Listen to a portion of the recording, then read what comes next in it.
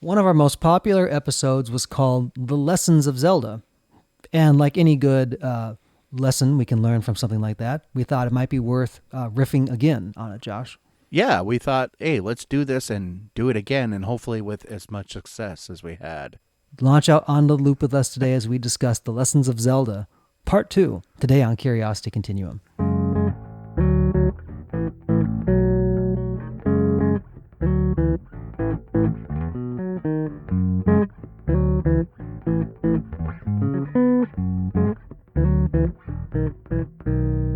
Hey everybody, this is Brian. And this is Josh. Welcome to Curiosity Continuum. We're an ever-growing collection of content designed to ignite your creative talents and power up your critical thinking skills. We help you master your world by learning the essentials needed to thrive in this century. If you find these conversations helpful, please hit subscribe on your favorite podcast app and leave a review so others can join the community. And you can, as always, find us on curiositycontinuum.com and our social media accounts. Thanks for tuning in, and let's start the conversation. All right, Josh. So sequels are always sometimes a hard game to follow to the original. Correct. One of our most popular episodes. And I really think it was the amalgamation of nostalgia, of video games, and of like you actually learned something from video games. Right. And it was more like, I think, that we took examples of the things that we learned while playing this game and how we pasted it onto our lives, even though we might not have really noticed it at the time. Right. So one thing let's talk about, Josh, I want you to give people a primer.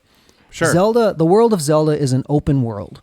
Somewhat, right? yeah. And we've talked about this a little bit. So for those tuning in for the first time or don't know what an open world is in video game land, can you just briefly explain that? Sure. An open world is a video game where you are, or open world can be really anything, but it's a video game concept where you start a video game and you can do anything in any order you want.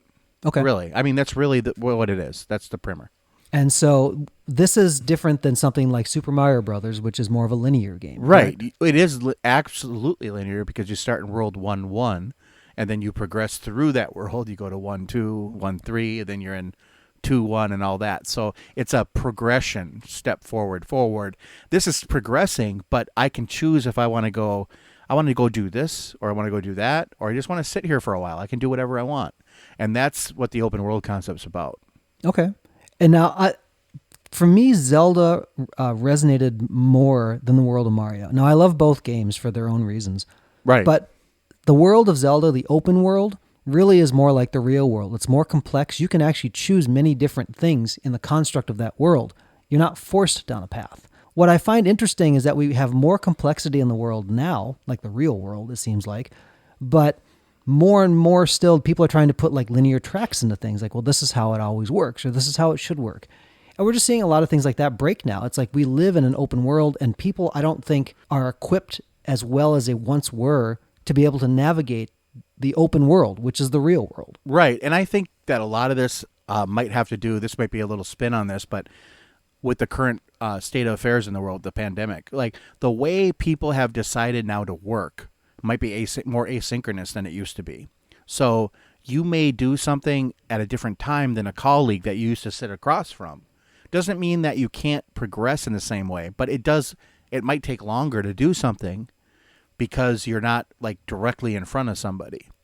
So I think that, and because your way of doing it is different, doesn't mean it's wrong. And we've talked about this a lot of times, but that kind of process, that iterative process, is different now. Yes. And it requires maybe some different technical skills. The soft skills, regardless of what platform you're on or how you're communicating, communication still is a core component, right? Not only like what are you understanding your own thoughts, but when you communicate it and put it out there, does it come back to you in a meaningful way where it's understood? Right? Are you understanding the context by which that will be shared? Like those are important things to remember because it's not just I pull it from wherever and I put it over here. You can copy paste something in like an application like Microsoft Word, but that doesn't mean that where you pasted the nugget of information actually made sense in the new document. Yeah, correct. Very correct. You know, so those are things to check. So let's pull it back into the world of Zelda. Now, when Josh, there was a Zelda game, and you know the title, where the open world was so big and the physics were so good. Like some people were just like playing in the world, not actually going on a quest, but just the Breath of the Wild, the new one. yes, Yeah. yep. That Where was the world, me. That was me when I first started that game. That came out with Nintendo Switch in 2017, and I actually literally spent 12 hours the first day just kind of like exploring and not doing anything. I didn't know what to do. It was that open that you just could do whatever you wanted. Okay, so when you're dropped into that context, you spent 12 hours. So tell me why you spent 12 hours just playing. Like, why not just go on the quest? It was just the sheer volume. Like the world was so vibrant and alive that I could do anything I wanted. So if I wanted to go climb a tree, I could go climb a tree. If I wanted to go fight this guy over here, I could go fight that guy. If I wanted to go just walk around, I could just walk around. You know, and there was obviously barriers in my way from doing certain things that I wanted to do, but that's what pushed you towards the quest then. So it wasn't like you didn't have to do it in a specific order, but you kind of do it in an order, but it's on your own time frame. It's not saying like, oh, like in Mario, for example, you have 3 minutes on every level. That's it. Mm-hmm. There's a timer, and it actually counts down. Yeah. So it's like if that was in Zelda, I would have been dead so many times. But yeah, that's the way just like I think things have evolved, you know? Yeah. No, that makes sense. What comes to mind when you're saying that also is when you're playing a video game like that, you have to kind of understand the rules of that world. Right. And that's when you're talking about a business or you're talking about a social circle, right? There's rules of engagement for that particular world. Now you may not agree with them. You know, I'm not saying like, but it's yes, just the way it is. Yeah. But it's just the way it is. The construct is set. So you have to understand the construct that you're working in. So if we take out like a new lesson from this, is kind of understand the world that you're operating in and how things work. In Zelda, there's many different types of it, but there's really like the overworld and like the labyrinths or the underworld, right? Correct. There's like those two type of settings. Like when you're in a labyrinth, things work a certain way, or it's a little bit more confusing in this way. And you're in the open world and it's sunny or whatever, like there's different types of enemies that you're going to confront. Making sure that you have things in your inventory to deal with both the overworld and the labyrinth are important things. And those things you pick up along the way. And sometimes you don't know why you picked it up. It's like, why did I pick this up? Right. It's like, well, it will reveal itself shortly. And that's in a video game. It's like, oh yeah, I really needed that random piece of bread because I gave it to the person and they told me a piece of information. But when you think about that, and let's say you were to put it in like the real world context, it's like, oh, you know what? I saved this thing and I thought somebody would really like it. I keep it in my gift box, which my wife actually has a brilliant thing she learned from her friend is that she always keeps a gift box. So when she finds something, it's like she doesn't necessarily have somebody in mind for it, but she'll put it in there. And then sure enough, like it kind of combines itself later.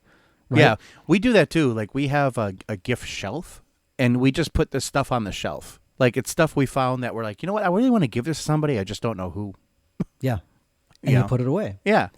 See, that's I think your mind is tuned to kind of see usefulness when you're going into a situation. So here's one of the breakers of the linear game versus the open world and how it applies here. Sometimes you don't know what you might need, but you know it's probably useful. And if you can identify something as useful, then you go, okay, I don't know how this is necessarily useful. I need this. Yeah. But I need this. Right. And it's not in a greedy sort of way. It's like, I need this right now. It really matters because then you go, oh yeah, I remember I grabbed that, and you're pulling it off the shelf. See, in the classical model of education, and I got a little bit more of a front row seat to this with my children. So my for a few years of our life, our children were homeschooled, and it was a wonderful learning experience. When it comes to actually operating in the real world, you may know the quest you're on, but you might not always know why something might be useful. But to recognize that is important. It's also the thing where like you talk to somebody in a game, you might not know how that person may come in handy later, but you collect it, right? It's kind of having your eyes looking forward, but then your eyes looking around to be able to, and what else do I need to notice about the situation? So Josh, let me go back and reframe, because really what we're talking about is the skills or the things you need to have in order to thrive in an open world game. which is, a comparison to real life here, right? Right. There are things that you may not necessarily recognize right off the bat that this is handy, but it is. When you approached Zelda, when you approach an open world game, what are the things that you do? What's the first thing you do if you, like, you just turned on and now the timer goes for how much time you've actually spent in the game? What's the first thing you try to do? Honestly, the first thing I try to do is just walk around. I want to see Okay. what's going on, you know? Okay, so when you say what's going on, tell them, like, what are you trying to determine in the landscape? So, like in Zelda, like I walk around the world, I see what's happening. What are the challenges before me? Is there any enemies? Is there anything that I can't do right away that I want to do? You know? Okay. If I'm trying to do something, I just kind of go over here and look at it. Okay. So, but you've done, in that little small sentence, though, you've basically done an entire assessment of, Right. where are my boundaries, Right. right? What are the challenges? And then you're doing a gap analysis of, like, I want to get to here, but I'm missing something here, Correct. right? So when you run into that to go, I really need to, sometimes you have to go up to like a cave. Correct. Trust me, I've played Yeah. played enough Zelda games, and you can't get there. What then are you doing then to reverse engineer how you get up to that spot? Okay, so especially with like the new Zelda game, a lot of times you might not be able to even get there right away. So you see that and you're like, that was put there for me to get to, and I want to get there, but I'm gonna go do something else first. And Okay. so I would go to another direction and just be like, oh, can I do this over here? And I'll make my way back over to that spot to see if Yeah. I've got new skills or whatever to be able to get me to that location. So really, it's you have the goal, and then you're going to try to build skills to be able to hit the goal. Correct. And you're checking back to, so am I still kind of aiming in the right direction? Yeah, that's pretty much what I do. Okay. So then in the second phase of that, when you're doing these quests, you're doing these little bitty things in the meantime, are you still thinking about that one goal? Or are there other goals that have kind of come in that kind of... A lot of times you get derailed where you'll have like a bigger story that will be happening, Okay. and there'll be like the side goal that you want to do that maybe you don't even have to do for the main story, but you're thinking, it's always still in the back of my mind, like I want to go back and do that, you know? And Yeah. a lot of times there's certain days, like when I played Zelda, for example, especially the new one, Breath of the Wild, like I knew I wasn't going to advance the story much. I was just going to spend time in that world and just explore and see Okay. what happens, because there's so much there. Yeah. And it is like a living, breathing world, really, where even if you don't interact with it, it's still there. So I wanted to interact with some of that other than the main story, By interacting with the world, then, do you go in, let's say now you got the special item or something to be able to go and get up to the cave, for example. Right. Now you're up in the cave. It's another set of challenges, but now what are you carrying? How do you now approach that? If you go in and let's say there's another obstacle, right? No, I mean, really, it's all to do with the game at that point.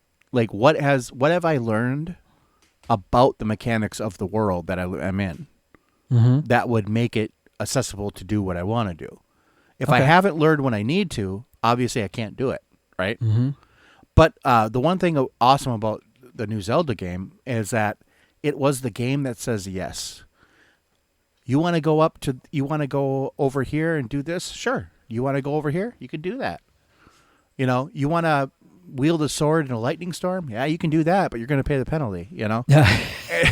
So that was the whole thing about that game that I think made it really special, was if you thought you could do it, you probably can Okay. within that context of that world. Which that makes it fun. And there's a lot of things you can do, Right. like in the real world, but should you do it? But should know? you do it? Yeah, like there's crazy things you can do in here. Like you could take a wooden platform and actually make like a blimp out of it with stuff in the world, and you can actually float around in the world.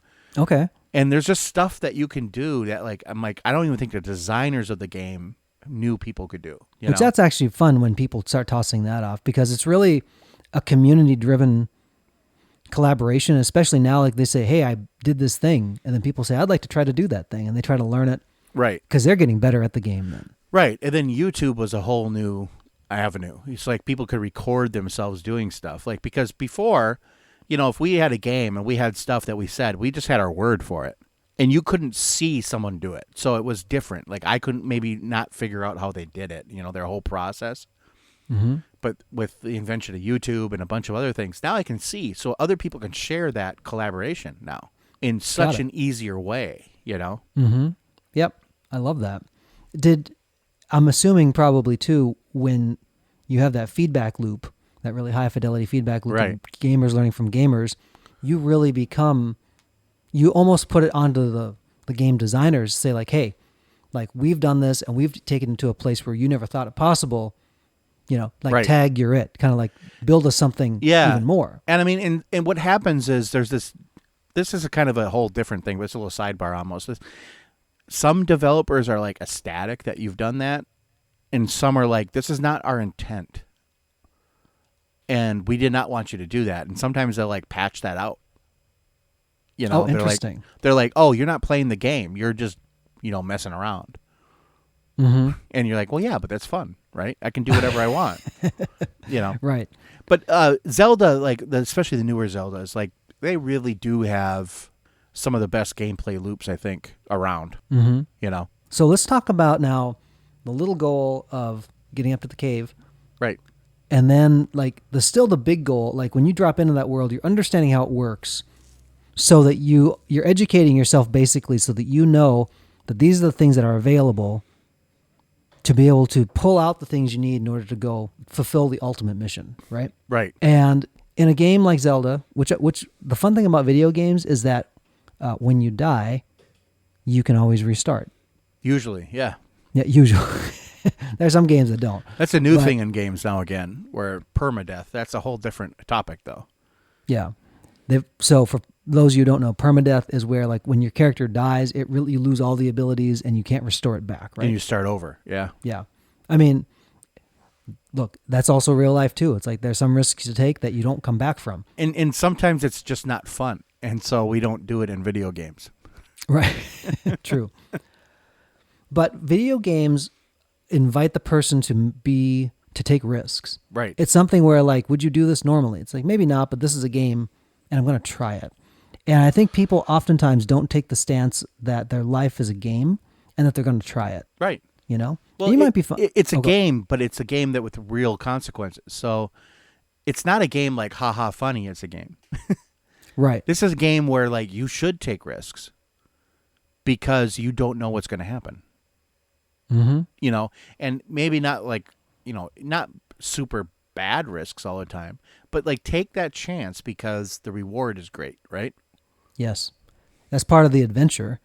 That when, it's not an adventure if everything goes right. Yeah, exactly. I've never heard anyone say, I had this adventure the other day. I went to the store and nothing happened. That's not life. That's not real world, right? Yeah, totally.